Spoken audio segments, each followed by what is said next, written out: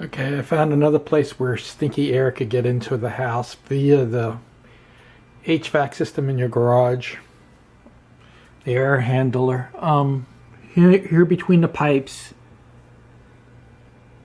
you can see there's a hole between that one pipe, and that's above this filter. So anything coming into that hole will avoid the filter, and if there's any smelly stuff in your house, as far as the garage goes, it could be easily sucked into that hole between the cracks there, where the copper pipes go in, or the drain line in this case, I guess.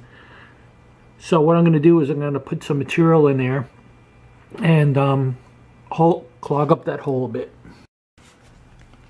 So what I had some of this black material that's a filter, and I stuffed it inside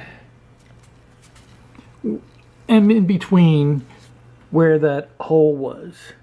So as you can see, I stuffed it in there, and then I'm going to put some of this silver tape for the AC unit on top of that, so that there's no porous openings in there, and that should stop a lot of the smell from coming in the garage, from inside the garage into the house. I don't know why they didn't seal it up like they did the one next to it, but this one's going to be sealed now. So I decided, okay, so I got all the foil on top of that filter material so that nothing can get through it.